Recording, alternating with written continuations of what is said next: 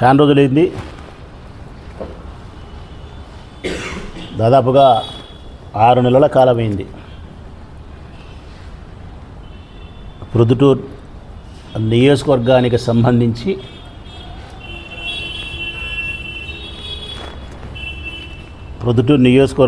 సంబంధించినటువంటి అభివృద్ధి కార్యక్రమాలపైన కానీ, వాటిపైన మేము చేయాల్సిన విమర్శలు కానీ, స్థానిక ఎమ్మెల్యే గారిపైన మాటామంతి కానీ ఏమి చేయక,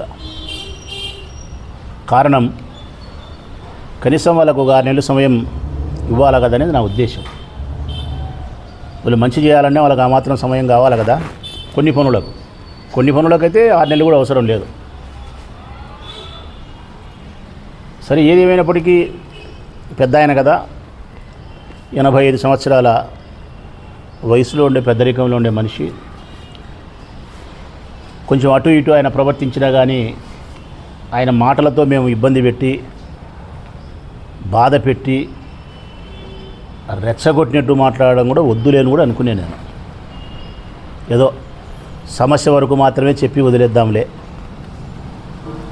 కనీసం ఈ వయసులో కొంచెం ఆయన పట్ల పెద్దరిక గౌరవంతోనే పోదాంలే అనుకున్నాను.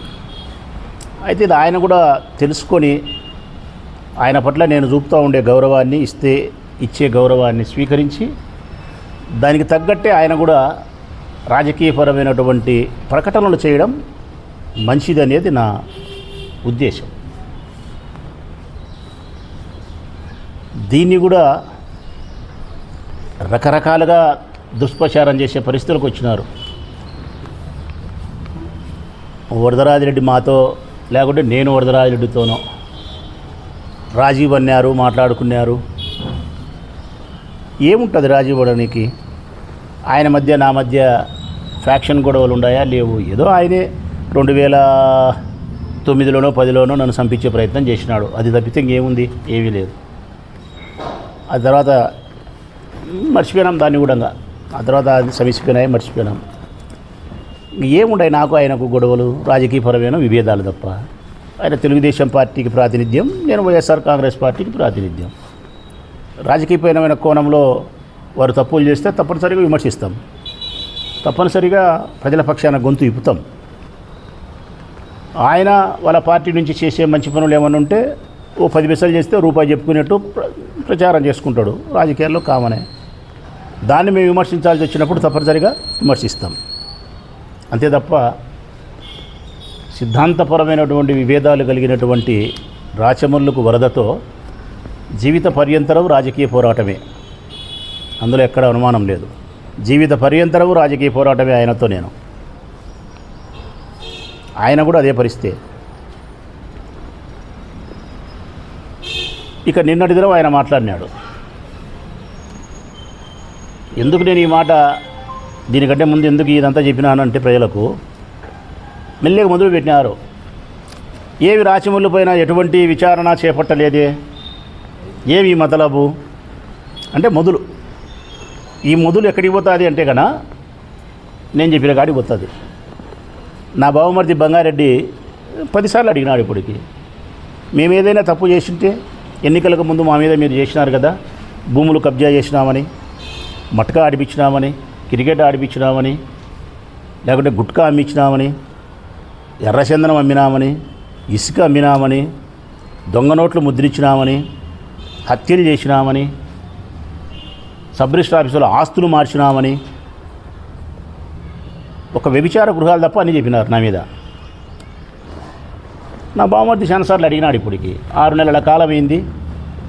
మేము నిజంగా ఏదన్నా తప్పు చేసింటే, భూములు ఆక్రమించుంటేనో, సబ్ రిజిస్టర్ ఆఫీసులో ఆస్తులు మార్చుకుంటేనో, లేకుంటే ఏదైనా మోసాలు చేసింటేనో, ఏదో ఒక్కరినన్నా మీ దగ్గరికి పిలిపించుకొని మీ పక్కన కూర్చోపెట్టుకొని అతనితో మాట్లాడించి పోలీస్ స్టేషన్ తీసుకుపోయి కంప్లైంట్ ఇచ్చి, లేకుంటే ముఖ్యమంత్రి గారు చెప్పి మా మీద నేర విచారణ చేయమని చెప్పి కోరొచ్చు కదా అని చెప్పి బంగారెడ్డి చాలాసార్లు కోరినాడు. ఇంకా బంగారెడ్డి కోరిన మాట నా మాటే. అది వైఎస్ఆర్ కాంగ్రెస్ పార్టీ ప్రొద్దుటూరు నియోజకవర్గం వారి మాటే. అది మేము ఇప్పుడు కూడా అడుగుతూ ఉన్నాం. 2019 నుంచి 24 వరకు మేము అధికారంలో ప్రభుత్వంలో ఉండేటప్పుడు ఈ నియోజకవర్గానికి సంబంధించిన అభివృద్ధి చేసినామని చెప్పి మేము చెప్తున్నాం గొప్పగా. మేము అభివృద్ధి చేయలేదు, అన్యాయం చేసినాము, అవినీతి చేసినామని మీరు అంటున్నారు. ఇప్పుడు ప్రభుత్వం మారింది, మీ చేతిలో ప్రభుత్వం ఉంది. తప్పనిసరిగా మా అవినీతిని కానీ, ఈ ప్రజల కోసం మేము ఏదైనా తప్పు చేసిండే తప్పును కానీ మీరు నేర విచారణ కొనసాగించండి, నిగ్గు తేల్చండి. నేను మిమ్మల్ని అటువైపుగా అడుగులు వేయమని స్వాగతిస్తాను. మిమ్మల్ని నేను ఒకవేళ మీరు 6 నెలలు అయింది, ఇంకా 6 ఏళ్ళైనా మీరేం చేయలేరు. కారణం నేను ఏ తప్పు చేయలే కాబట్టి. నేను మట్కా ఆడిపిలే, గుట్కా అమ్మలే, క్రికెట్ ఆడిపిలే, జూదాలు ఆడిపిలే, ఇసుక అమ్మలే, లేకుంటే దొంగ నోట్లు ప్రింట్ చేయలే, ఎర్రచందనం అమ్మలే, భూములు కబ్జా చేయలే, ఏం చేయలే. నేను హానెస్ట్, 100% హానెస్ట్. సరే, అయినా బంగారెడ్డి వైఎస్ఆర్ కాంగ్రెస్ పార్టీ ప్రొద్దుటూరు నియోజకవర్గ వారి మాటగా మా పైన మీరు ఏదైనా గతంలో చేసిన ఫిర్యాదులు, గతంలో చేసిన ప్రకటనలు ఏవైతే ఉన్నాయో వాటికి ఇది తగిన విధంగా మీరు విచారణ కొనసాగించమని చెప్పి మిమ్మల్ని కోరుతా ఉన్నా. ఇక నిన్నటి దినం ఆయన మాట్లాడినాడు. ఆయన ప్రభుత్వం వచ్చిన ఈ 6 నెలల కాలంలో అభివృద్ధిలోకి దూసుకుపోతున్నామని, ఉచిత ఇసుక ఇవ్వడం చాలా ఆనందాన్ని కలిగిస్తుందని, సూపర్ 6 పథకాలు సూపర్గా అమలవుతున్నాయని, మైదుకూరు రోడ్డు విస్తరణ, అమ్మవారిశాల రోడ్డు ఆ చివరి నుంచి అటువైపు విస్తరణ, గ్రామీణ ప్రాంతాల్లో రోడ్లు అద్భుతంగా జరుగుతున్నాయని చెప్పినాడు. మంచిదే. వారు చేసిన పనులు ఏమైనా, చేస్తూ ఉండే పనులు ఏమైనా, చేసినా చెయ్యకపోయినా మీ గొప్పలు ఎన్నెన్నా చెప్పుకోండి. పెద్దగా నేను మీ గురించి స్పందించదలుచుకోలేదు కూడా. కారణం ఎందుకంటే ఇంకా 2-3 సంవత్సరాల తర్వాత మీరు చెప్పాలనే చెప్పలేరు చేయకుండా. ప్రజలే మిమ్మల్ని చూసి ఏం చేసినామని గొప్పలు చెప్పుకుంటున్నావయ్యా అని అంటారు కాబట్టి మీరు చెప్పలేరు. అబద్ధాలు చెప్పాలనే మీ నోరు ఆ రోజు కష్టంగానే ఉంటుంది. నేను మీకు ప్రజలకే వదిలేస్తా 2-3 ఏళ్ల వరకు మీరు ఏం చేసినారు, ఏం చేస్తారనేది. మధ్యలో మా గురించి మాట్లాడడం వల్ల, మా ప్రభుత్వం పోయింది, మేము ఓడిపోయినాం, మీరు గెలిచినారు, మీ ప్రభుత్వం వచ్చింది, అయినా మళ్ళీ మా గురించి, ఇళ్ల నిర్మాణం గురించి, అవినీతి జరిగిందని, టిట్కో ఇల్లు బ్రహ్మాండంగా కడతానారని, జగన్మోహన్ రెడ్డి అప్పులు చేసి పెట్టిపోయినాడని చంద్రబాబు నాయుడు నెత్తిన, ఇవన్నీ మా మీద. అటువంటి మాటలకు ఇప్పుడు నేను స్పందించాల్సి వస్తుంది. అయ్యా వరదరాజిరెడ్డి గారు, నిన్న మీరు ప్రవేశపెట్టినటువంటి బడ్జెట్లోనే ఈ రాష్ట్రం యొక్క అప్పులు 6,46,000 కోట్లు చూపించినారు. మీరేమో 10 లక్షలు అంటున్నారు, 10 లక్షల కోట్లు అంటున్నారు. మీరు ప్రవేశపెట్టినటువంటి బడ్జెట్ వారంగాలే 6,46,000 కోట్లు ఈ రాష్ట్రానికి అప్పు ఉందని చూపించినారు. ఈ 6,46,000 కోట్లలో 4 లక్షల కోట్ల రూపాయలు చంద్రబాబు నాయుడు 2019లో ఓడిపోయి పదవీచ్యుతుడైపోయి జగన్మోహన్ రెడ్డి అధికారంలోకి వచ్చిన తొలి రోజు 4 లక్షల కోట్ల అప్పు జగన్ చేతిలో పెట్టి సీఎం కుర్చీనిచ్చి పోయినాడు. 4 లక్షల కోట్లు అప్పు ఇచ్చినాడు, సీఎం చైర్ ఇచ్చినాడు జగన్మోహన్ రెడ్డికి చంద్రబాబు నాయుడు. అదే మా జగన్మోహన్ రెడ్డి ఈ 5 సంవత్సరాలు పరిపాలన చేసి మళ్ళీ అదే సీఎం సీటును చంద్రబాబు నాయుడుకి ఇచ్చి 6,46,000 కోట్లు అప్పు పెట్టి పోయినాడు. అంటే మేము చేసింది 2,46,000 కోట్లు అప్పు చేసినాం. చంద్రబాబు నాయుడు చేసింది 4 లక్షల కోట్లు అప్పు చేసినాడు. కానీ చెప్పేటప్పుడు మీరు ఏం చెప్తున్నారంటే 14 అంటారు, మళ్ళీ 10కి వచ్చినారు, బడ్జెట్లో 6,46కి వచ్చినారు. చెప్పేటప్పుడు మాత్రం అంతా కలిపి జగన్కే చెప్తారు. ఇట్లా నా మాదిరి వివరంగా చెప్పాలయ్యా వరదరాజిరెడ్డి గారు. 6,46,000 కోట్ల అప్పు, చంద్రబాబు నాయుడు దిగిపోయిన నాటికి 4 లక్షల కోట్ల అప్పు, జగన్మోహన్ రెడ్డి 5 ఏళ్ళు పరిపాలన చేసి 2,46,000 కోట్లు అప్పు చేసి తిరిగి 6,46,000 కోట్లు చంద్రబాబు నాయుడుకి ఇచ్చి దిగిపోయినాడు. ఇది పద్ధతి. అప్పుడు ఎవరు అప్పులు చేసినట్టయ్యా? కనీసం జగన్మోహన్ రెడ్డి 2,46,000 కోట్లు అప్పు చేసి 2,76,000 కోట్లు ప్రజలకు ఉచితంగా లెక్కించినాడు. తీసుకునే లెక్క తీసుకున్నట్టు ప్రజలకు ఇచ్చినాడు. మరి నువ్వు 4 లక్షల కోట్లు అప్పు చేసి జగన్మోహన్ రెడ్డి గారి మాదిరి ప్రజలకు ఉచితంగా డబ్బులు ఇవ్వలేకపోయినావే. ఎక్కడ పోయింది ఆ డబ్బు? 4 లక్షల కోట్ల అప్పు. జగన్ చేసిన అప్పేమో ప్రజల దగ్గరకు వచ్చింది, చంద్రబాబు నాయుడు చేసిన అప్పేమో ప్రజల దగ్గర రాలే, కాకెత్తకపోయింది. ప్రజలు అడుగుతున్నారు. ఇది నేను అడిగేది కాదయ్యా, ప్రజలు అడుగుతున్నారు. ఇది ఒకటి. మీరు ఎప్పుడైనా పత్రికా సమావేశం నిర్వహించినప్పుడు జగన్మోహన్ రెడ్డి గారు అప్పులు మా మీద పెట్టిపోయినారనే మాట అనద్దు. వివరంగా ఇదే నేను చెప్పినట్టే చెప్పండి. రెండవది ఇళ్ల నిర్మాణం. మొన్న కడపలో జరిగిన మీటింగ్లోనూ మాట్లాడినాడు ఆయన, నిన్న పాత్రికేయుల సమావేశంలోనూ మాట్లాడినాడు. ఇళ్ల నిర్మాణంలో చాలా అవినీతి జరిగిందని, అధికారులు వైఎస్ఆర్ కాంగ్రెస్ పార్టీ నాయకులు కలిసి అవినీతి చేసినారని చెప్పి మాట్లాడినారు. నేను స్పష్టంగా ఆయన చెప్తా ఉన్నా,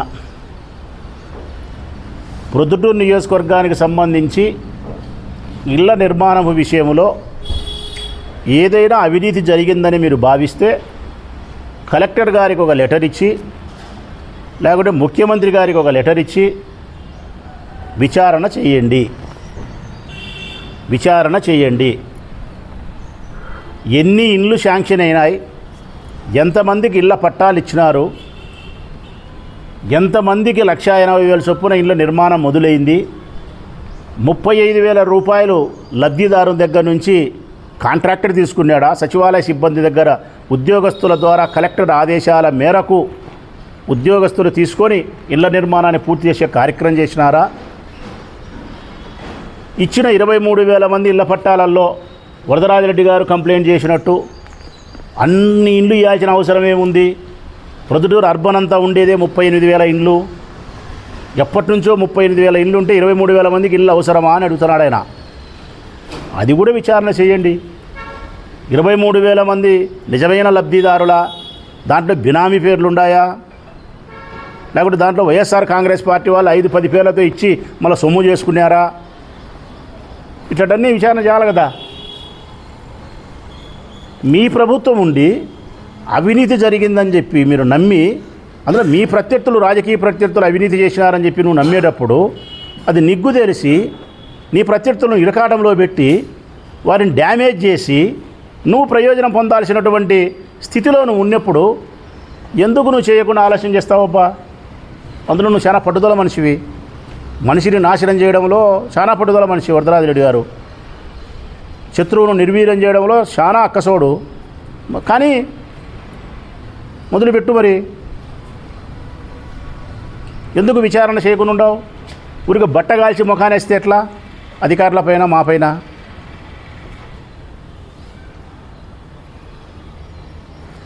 ఇరవై 23,000 మందికి ఇళ్ల పట్టాలు ఇచ్చినప్పుడు ఆయన మాట్లాడిన మాట, అన్ని ఇళ్ళు ఎందుకు ఇచ్చినారు అంటున్నాడు. 38,000 అర్బన్లో ఉండేది అంటున్నాడు. అర్బన్ అల్లే ప్రొద్దుటూరులో అన్నాడు. ప్రొద్దుటూరు నియోజకవర్గం అంతా ఉండే ఇండ్లు పెద్ద ఆయన 90,000 ఇండ్లు ఉన్నాయి. ఆయన 38,000 అన్నాడు. తప్పు. 90,000 ఇళ్ళు ఉన్నాయి. ప్రొద్దుటూరు అర్బన్ వరకు వస్తే 41 వార్డుకు వస్తే గన 50,000 ఇళ్ళు ఉన్నాయి. ఒక్కొక్క వార్డుకు 1,200, 1,400 ఇళ్ళు ఉన్నాయి. ఆ చొప్పున 41 వార్డు కలిపి 50,000 ఇళ్ళు ఉన్నాయి. ఈ ఇచ్చిన 23,000 అర్బన్ ఒకటే కాదు పెద్ద ఆయన.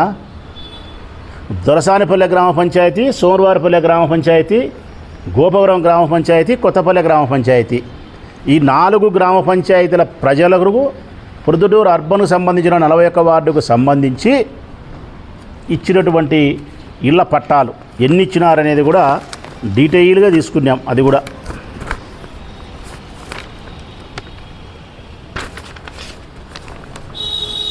$13,478 ఇచ్చినారన్న.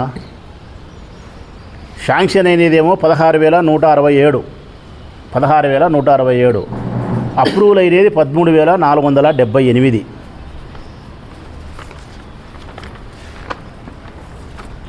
ఇది 4 పంచాయతీలు ప్రొద్దుటూరు అర్బన్ కలిపి. ఓవరాల్గా టోటల్గా ప్రొద్దుటూరు నియోజకవర్గం అంతా కలిపితే 23,000 అన్ని పల్లెలు అన్నీ కలిపి.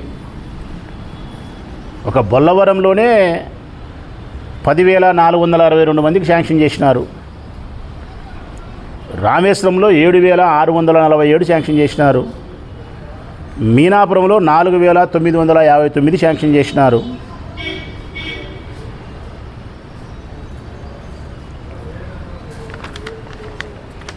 ఇప్పటి వరకు మేము పూర్తి చేసిన ఇండ్లు పూర్తి చేసినవి 797 ఇళ్ళు పూర్తి చేసినాం. 797 ఇళ్ళు పూర్తి చేసినాం. 2,496 ఇళ్ళు స్లాబ్ వేసినాం. 2,496 ఇళ్ళు స్లాబ్ వేసినాం. రూప్ లెవెల్లోకి 2,176 ఇళ్ళు తీసుకొచ్చినాం. బేస్మెంట్ లెవెల్లోకి 8,795, బేస్మెంట్ లెవెల్లో 8,795 ఉంది. ఇంకా మొదలు పెట్టనేటే 2,480 మొదలు పెట్టనేటియే.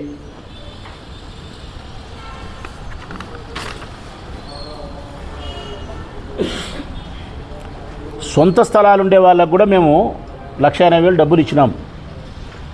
ఒక ప్రొద్దుటూరు అర్బన్కి వచ్చేసి 1,421 మందికి శాంక్షన్ చేసినాం.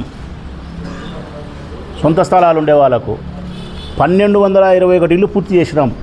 సొంత స్థలాలు ఉండే వాళ్ళకు 1,80,000 ఇచ్చి 1,221.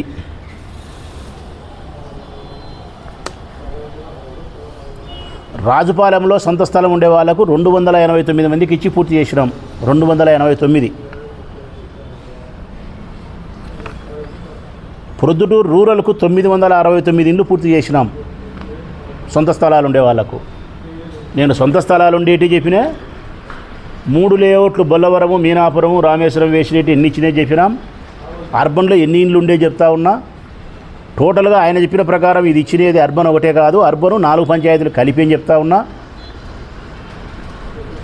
ఒకవేళ దీంట్లో ఎవరికైనా ఎక్కువ తక్కువ మేము మోసం చేసి ఇచ్చినాం అనుకుంటే మీరు విచారణ చేయొచ్చని చెప్తానా. ఒక్కటి మటుకు దీంట్లో నిజాయితీగా మాట్లాడుకుంటే ఈ ఇళ్ల పట్టాలు ఇచ్చిన దానిలలో ఒక 2,000 3,000 అర్హత లేని వాళ్ళు ఉంటారు. ఎట్లా తెలుసునా, ఇది బాగా వినాలా ప్రజలు. చట్ట ప్రకారం అర్హత ఉంది వాళ్ళకు, ధర్మం ప్రకారం అర్హత లేదు. దాన్ని నేనైతే ఏమీ చేయలేను. ఎందుకంటే రాష్ట్ర ప్రభుత్వమైన ప్రభుత్వ అధికారులు కలెక్టర్ అయినా కూడా చట్ట ప్రకారం పోవాల్సిన వాడే. కోర్టులో జడ్జి గారు సాక్షుల ప్రకారమే తీర్పునిస్తారు. సాక్షుల ప్రకారమే, మనస్సాక్షి ప్రకారం ఇచ్చేదానికి లేదు. అట్లనే ప్రభుత్వం లబ్ధిదారుని ఎంపిక చేసే విధానంలో కూడా వారిచ్చిన గైడ్లైన్స్ ప్రకారము అర్హతకు ఏమైతే నియమ నిబంధనలు ఉన్నాయో అవి వర్తిస్తే ఇవ్వాలి. ధర్మ ప్రకారం ఉండవు కొన్ని. అంటే ఎట్లాంటి అంటే ఉదాహరణకు ఒక తల్లి ఒక చెల్లి ఎవరో ఉంటారు. ₹1,00,00,000 ఇల్లు ఉంటుంది ఆమెకు. ₹1,00,00,000 ఇల్లు ఉంటుంది. ఆమె అప్లై చేసుకుంటుంది. ఆమెకు శాంక్షన్ అవుతుంది. ఎందుకు శాంక్షన్ అవుతుంది అంటే కనుక ఆ ఇల్లు ఆమె పేరుతో లేదు, కొడుకు పేరుతో ఉంది. కొడుకు బెంగళూరులో సాఫ్ట్వేర్ ఇంజనీరు, కొడుకు పేరుతో ఉంటుంది. రేషన్ కార్డు వచ్చేసి ఈమెకు ఈమె భర్తకు ఒకటి, కొడుకుకు కోడలకు ఒకటి. సో ఈమెకి ఇల్లు వస్తుందే రాదా? చట్ట ప్రకారం వస్తుంది, ధర్మ ప్రకారం రాకూడదు. ఆయమ్మ ఏం మాట్లాడుతుంది? చట్ట ప్రకారం నాకు నా కొడుకు సపరేట్ వినా, నా కొడుకు నాకు భూమి పెట్టాడు, నాకు రేషన్ కార్డు ఉంది, నాది సపరేట్, వాని సంసారం సపరేట్, నాకు అంటుంది. ఇవాళ ఇగురుదా? ఈ తెలిసినప్పటికీ కూడా చట్ట ప్రకారం ఇచ్చి తీరాల్సిందే. కాబట్టి ఆనాటి కలెక్టర్ అయినా, జాయింట్ కలెక్టర్ అయినా, గౌతమి మేడమైనా, నేనైనా, ఎవరైనా కానీ ఏమీ చేయగలిగింది లేదు. ఒకవేళ ఇప్పుడు నీ ప్రభుత్వం వచ్చింది, నువ్వు ధర్మ ప్రకారం పోతాననుకుంటే, నీకు ధైర్యం ఉంటే 23,000 విచారణ చేసి దాంట్లో నీ ధర్మ ప్రకారం ఎవరు తీసేస్తావో తీసేసి చూస్తాం. తీసేసి ఇంటికాడ నువ్వు సక్రమంగా నిద్రపోగలుగుతావా? పెదాయనా ఇలా పేర్లు తీసేసి నువ్వు ఇంటికాడ నిద్రపోగలుగుతావా? నిన్ను నన్ను నిద్రపోనిచ్చారా వాళ్ళు? ఇది కాకుండా ఏదన్నా మోసం ఉందేమో విచారణ చేయి. ఇక 35,000 లెక్కించినారు. 1,80,000 ఇంటికి సరిపోదు కాబట్టి మరొక 35,000 అదనంగా అవుతుంది. కాబట్టి రాష్ట్ర ప్రభుత్వం ఆదేశాల మేరకే, జిల్లా కలెక్టర్ గారి ఆదేశాల మేరకే మున్సిపల్ కమిషనర్ గారు సచివాలయ సిబ్బందికి ఆదేశాలు ఇచ్చి లబ్ధిదారుల దగ్గర నుంచి 35,000 రూపాయలు తీసుకొని ఆ 1,80,000 రూపాయలతో ఇల్లు పూర్తి చేసే కార్యక్రమం చుట్టినారు. కొంతమంది ఇచ్చినారు, కొంతమంది ఇవ్వలే. కొంతమంది ప్రజలు కాంట్రాక్టర్ని మోసం చేసినారు. అంటే ఇల్లు బేస్ మట్టానికి వచ్చినప్పుడు ఒక బిల్లు, రూప్ లెవెల్కి వచ్చినప్పుడు ఒక బిల్లు, స్లాబ్ వేస్తే ఒక బిల్లు పడుతుంది. ఆ పడిన లెక్క లబ్ధిదారుని అకౌంట్లో పడుతుంది, ఆడవాళ్ళ అకౌంట్లోనే పడుతుంది. అట్లా అకౌంట్లో పడిన తర్వాత కాంట్రాక్టర్కి డబ్బులు ఇవ్వకుండా ఉండే మహిళలు ఉన్నారు. 35,000 రూపాయలు డబ్బు తీసుకొని కాంట్రాక్టర్లు సక్రమంగా ఇల్లు కట్టకుండా ఆలస్యం చేసిన కాంట్రాక్టర్లు ఉన్నారు. కొంతమంది కాంట్రాక్టర్లు ఏమో లబ్ధిదారునికి అసౌకర్యము, ఇబ్బంది, మోసం చేసినారు. కొంతమంది ప్రజలేమో కాంట్రాక్టర్కు లెక్క ఎగరగొట్టినారు. ఇవన్నీ నీ ప్రభుత్వం వచ్చింది కాబట్టి, మా ప్రభుత్వం లేదు కాబట్టి, మా ప్రభుత్వం ఉంటే మేమే చేస్తాం. ఇప్పుడు నీ ప్రభుత్వం వచ్చింది కాబట్టి మున్సిపల్ ఆఫీసులో కూర్చొని అందరినీ పిలిపించుకొని ప్రజలకు రావాల్సిన డబ్బు ప్రజలకు, ఇండ్లు, కాంట్రాక్టర్కి రావాల్సిన డబ్బు కాంట్రాక్టర్కు, ఎవరికి ఏం చేయాలో అది చేసి పూర్తి చేయమని చెప్పి కొడతాం. ఇబ్బందే లేదు. అవినీతి ఆడనంటే విచారణ చేయమని కొడతా ఉన్నాం. ఇంకా టిట్కో ఇల్లు అని పెద్ద ఆయన రోజు చెప్తానంటాడు. పెద్దగా సూపర్గా చెప్తున్నాడు. 2014-19 నాటికి మీ చంద్రబాబు నాయుడు ముఖ్యమంత్రి ఉండే సందర్భంలో ఈ ప్రొద్దుటూరు నియోజకవర్గంలో ఇల్లు కావాలని దరఖాస్తులు పెట్టుకుంటే 4,150 మీరు సెలెక్ట్ చేసినారు. అర్బన్ 4,150 టిట్కో ఇండ్లు, 1 సెంటు మీరు ఇచ్చినది కూడా అపార్ట్మెంట్ పద్ధతి. పోనీ మీరు పూర్తి చేసినారా? ఒక్క ఇల్లు పూర్తి చేయలే. 2014 నుంచి 19 వరకు టిట్కో ఇల్లు అపార్ట్మెంట్ పద్ధతిలో నిర్మాణాన్ని మొదలుపెట్టి ఒక ఇల్లును కూడా పూర్తి చేసి గృహప్రవేశం ఒక అమ్మతో అయినా ఒక చెల్లెలతో అయినా మీరు చేయించినారా? చేయించలే. మీకు ఇండ్లు ఆ టిట్కో ఇల్లు కూడా నేను రికార్డెడ్గా నేను తీసుకున్నా. 4,150 మొదలుపెట్టింది 1920. అన్నీ బేస్మెంట్ లెవెల్లోనే ఉన్నాయి. మీకు డబ్బులు కట్టినది 25,000, 50,000 చొప్పున ఆడవాళ్ళు డబ్బులు కట్టినారు చూడి 908 మంది.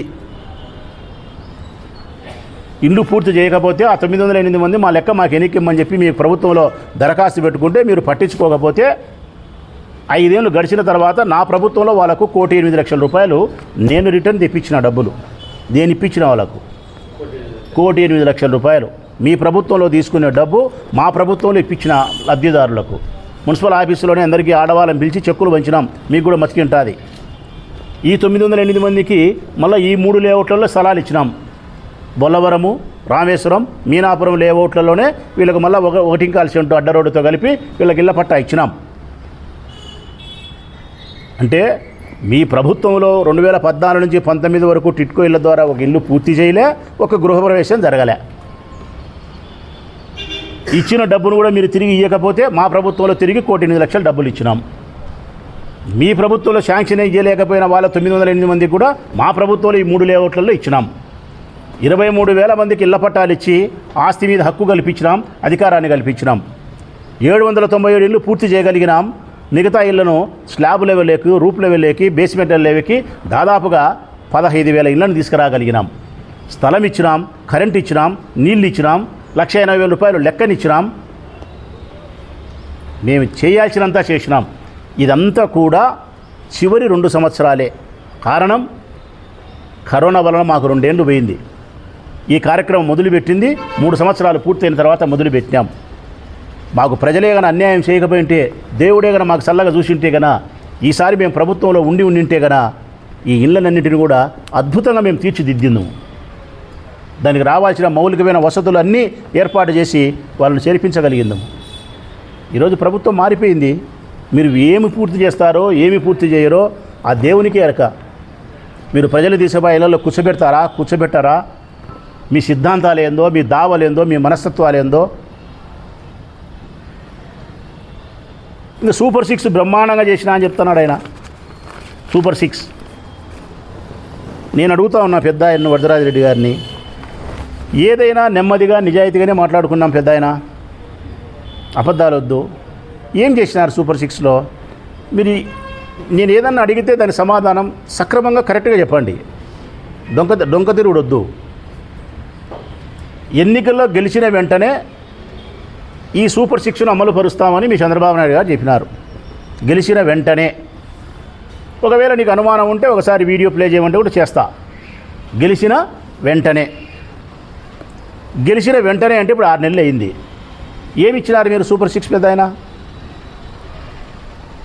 ప్రతి ఆడపిల్లకు 18 సంవత్సరాలు పూర్తయితే 59 సంవత్సరాల వయసు వరకు 1500 రూపాయలు ఇస్తామని చెప్పినారు.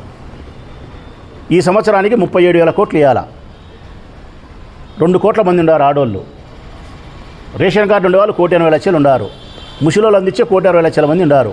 1,70,00,000 మంది ఉన్నారు. ఒక్కొక్కరికి 18,000 చొప్పున వీళ్ళకి ఇచ్చే 32,000 35,000 అవుతుంది. ఈ సంవత్సరానికి ఈ పథకం మీరు ఎత్తిపెట్టినారు కదా, సూపర్ సిక్స్లో పథకం. అప్పటికి ఈ సంవత్సరానికి 30,000 35,000 కోట్ల రూపాయలు ప్రజలకు మీరు అన్యాయం చేసినట్టా కాదా? అమ్మఒడి ఎంతమందికి ఉంటే అంతమందికి ఇస్తామని చెప్పినారు. సూపర్ సిక్స్లో భాగమే, మేనిఫెస్టోలో భాగమే. పోనీ అందరికీ ఇలా ఒక్కరికన్నా ఇచ్చినారా జగన్మోహన్ రెడ్డి ఇచ్చినట్టు? ఈ సంవత్సరం ఒకరికి కూడా ఎత్తిపెట్టినారు.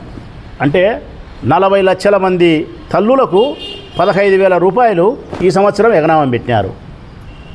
2 పిల్లలు వేసుకుంటే 60-70 లక్షల మందికి ఇవ్వాలా ఎగనామం పెట్టినారు.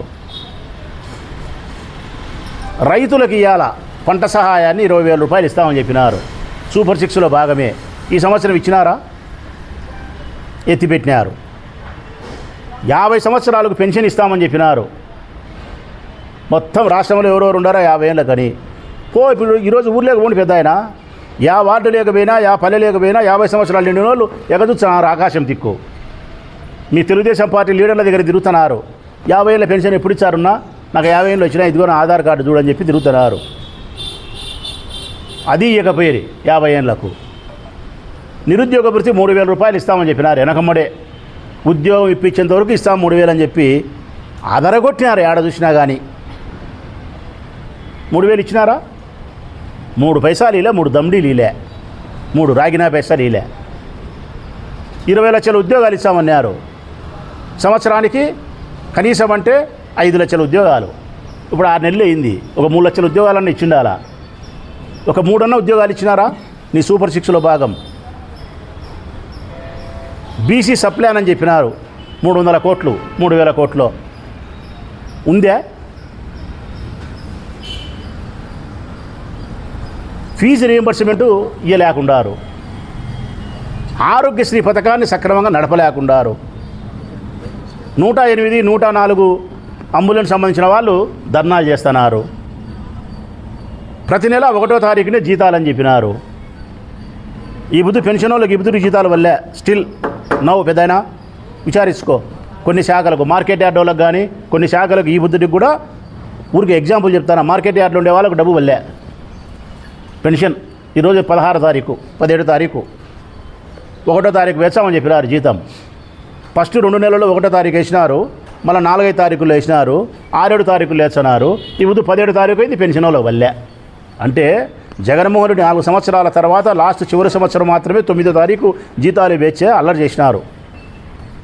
మీరు 6 నెలలకే 5వ తారీఖు వచ్చింది. ఇంకా 5 ఏళ్ళు గడిచేదలికి ఏ తారీఖు వచ్చాదో? పెన్షన్ వాళ్ళకు 17 తారీఖు వచ్చింది. 5 ఏళ్ళు గడిచేదలికి యాడికి వచ్చిందోగా? మరి ఇవన్నీ మీకు గుర్తులేవా? సూపర్ సిక్స్లో భాగమే, మేనిఫెస్టోలో భాగమే, ఎన్నికల ప్రచారంలో భాగమే. విద్యుత్ బిల్లులు పెంచము. ఏమైంది పెద్ద ఆయన? ఏమైంది పెద్ద ఆయన? యూనిట్కి 3-4 రూపాయలు పెంచినారు. నువ్వు ట్రూ ఆఫ్ ఛార్జీలను ఇంకొకటి చెప్పు, ఏమన్నా కథలు చెప్పులే, ఏదన్నా చెప్పు.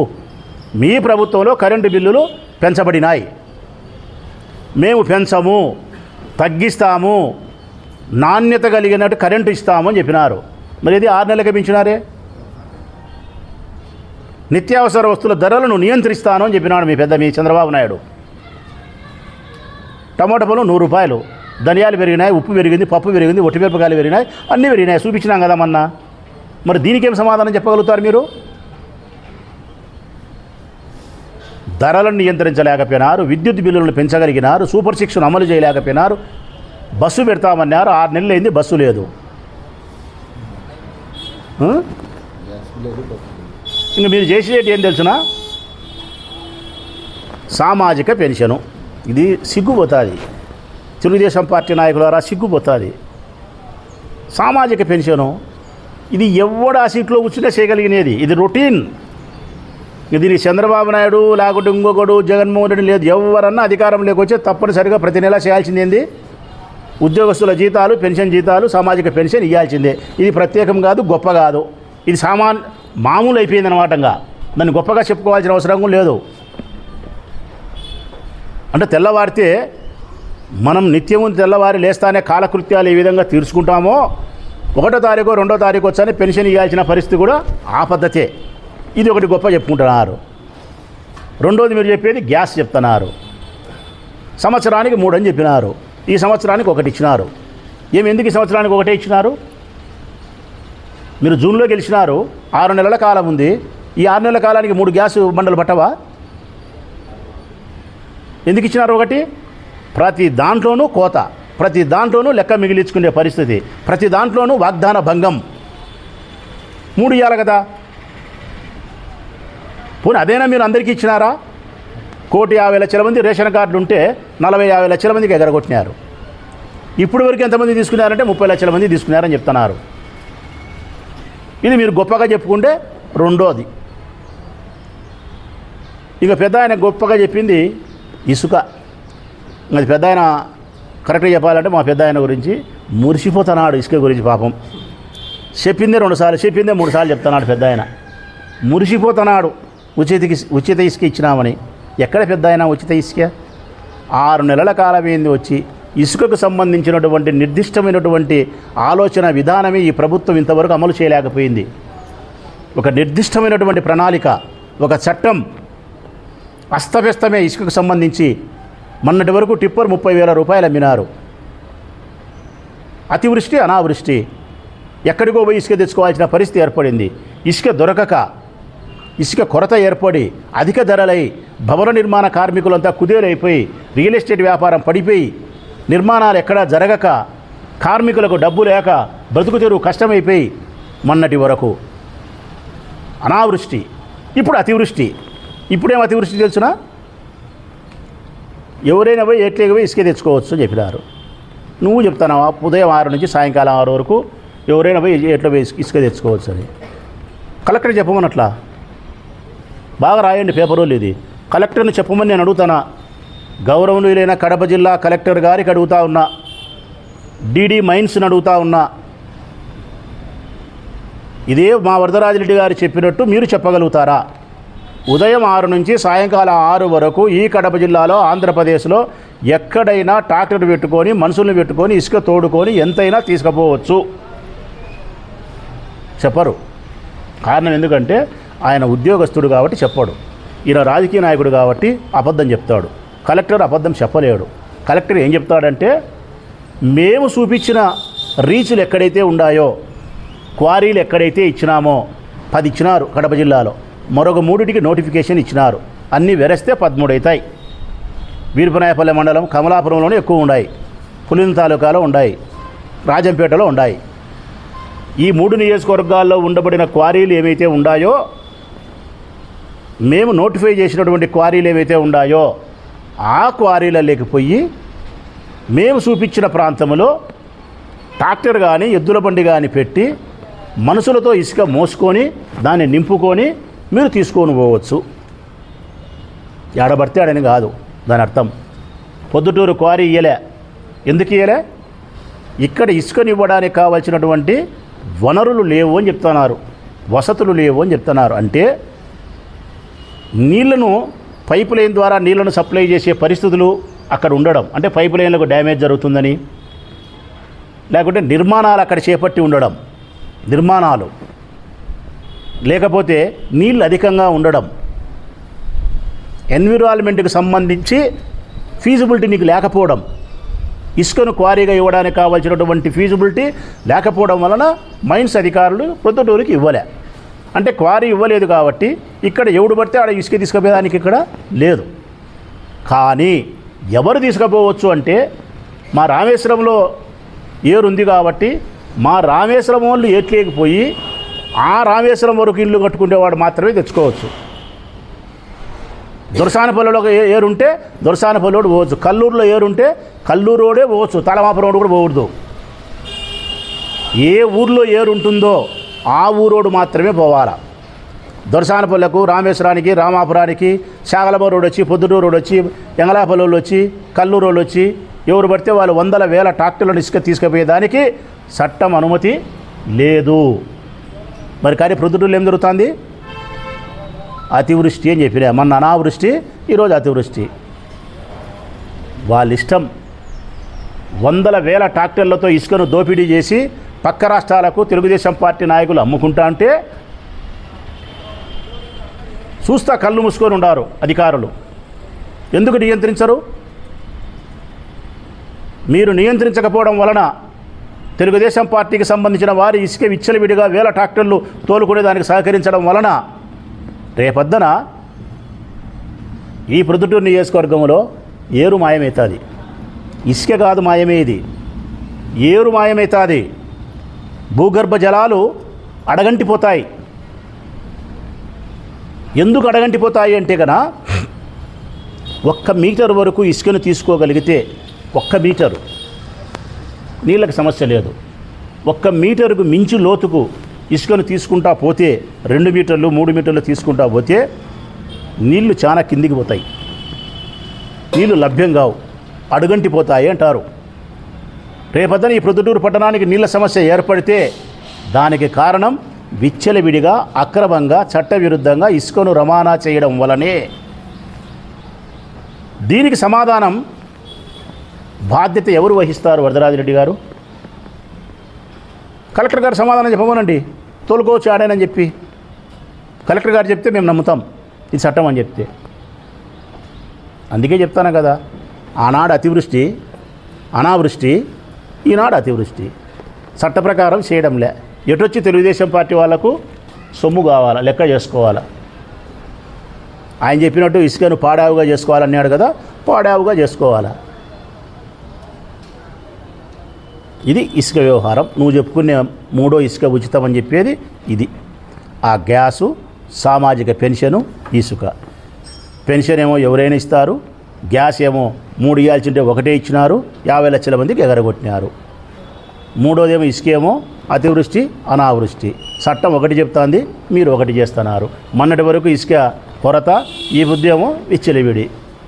ఇంకా సూపర్ 6లో మిగతాయి నేను చెప్పినట్టు ఏంటి కూడా అమలు కాలే. అభివృద్ధి నేను తీసుకొచ్చిన పనులకు సంబంధించి పెద్ద ఆయన ఏం చెప్పినాడు? జగన్మోహన్ రెడ్డి గారు శిలాఫలకం వేసినారు, ఏమీ జరగాలి అని చెప్పినాడు. రామేశ్వరం ఏట్లో బ్రిడ్జి కడుతున్నారు, 20 కోట్ల పని జరిగింది, ఏమీ జరగలేదా? రామేశ్వరంలో ఉండే ఏట్లో అటువైపు పోవడానికి ఒక ఫ్లైఓవర్ బ్రిడ్జి కావాలని గుర్తించినది రాచమల్లు. ముఖ్యమంత్రి గారిని ఒప్పించి శాంక్షన్ చేయించింది రాచమల్లు. నిధులు మంజూరు చేసినది రాచమల్లు. 20 కోట్ల పని చేసింది రాచమల్లు. తక్కినంగా 24 కోట్లు 25 కోట్లు ఉంది. పెద్ద ఆయన పూర్తి చేయమన్నాడు ఆ పని. తెలుగుదేశం ప్రభుత్వంలో వరదరాజిరెడ్డి గారు పూర్తి చేసి ఒక పత్రికా సమావేశాన్ని నిర్వహించి గత ఎమ్మెల్యే ఎక్స్-ఎమ్మెల్యే మొదలుపెట్టిన కార్యక్రమాన్ని 20 కోట్ల వరకు పూర్తి చేసినాడు. తక్కిన 25-30 కోట్ల పనిని నా ప్రభుత్వంలో నేను పూర్తి చేసినానని చెప్పి ప్రజలకు సగౌరవంగా సవినయంగా చెప్పమనండి. సంతోషం. బస్టాండ్ నేను పూర్తి చేసినా, మీ ప్రభుత్వంలో కాదు, మీరు ఓపెన్ చేసుకుంటారు. ఇంజనీరింగ్ కాలేజీకి 65 కోట్లు తెచ్చినా, 20 కోట్లు 30 కోట్లు పని చేయించినా, ఇంకా 30 కోట్లు ఎంతో పని చేయాలి. 35 కోట్లు చెప్పి మార్కెట్కు 50 కోట్లు 45 కోట్లే పని జరగాల్సినది. ఒక 15-20 కోట్లు పని చేసినారు. 20 కోట్లు మిగతా 25 కోట్లు పెద్ద ఆయన పూర్తి చేసి అదే మాట చెప్పమనండి. గత ఎమ్మెల్యే మార్కెట్ తీసుకొచ్చినాడు, కాలేజీ తెచ్చినాడు, బ్రిడ్జి తెచ్చినాడు, వీటికి సగం పనులు ఆయన చేసినాడు. తక్కిన సగం పనులు మా ప్రభుత్వంలో నేను పూర్తి చేసినా అని చెప్పి లక్షణంగా చెప్పండి. నేను చెప్పినా కదా అంతకుముందు అమృత్ పథకానికి సంబంధించి 150 కోట్ల రూపాయలతో ప్రజలకు నీళ్ళు ఇచ్చేదానికోసం గత ప్రభుత్వంలో శాంక్షన్ అయినప్పటికీ మీరు 9% పనిచేసి వదిలేసి వెళ్ళిపోతే తక్కిన 91% నేను పూర్తి చేసినా అని చెప్పినా. మీ ప్రభుత్వంలో central government, state government, Proddatur municipal ఖజానా 3 కలిసి పెట్టే డబ్బుతో అయ్యే పనిని మీరు అటకెక్కిస్తే అటక మీద నుంచి దింపి నేను చేసినా. ఇప్పుడు నేను ఈ పనులు అటకెక్కిలే, ఆన్గోయింగ్ పనులు జరుగుతూ ఉన్నాయి. పనులు జరుగుతూ ఉండే ఈ పనులను పూర్తి చేయండి. ఇప్పుడు 6 నెలల కాలమైంది, బ్రిడ్జి పని ప్రారంభం కాలే.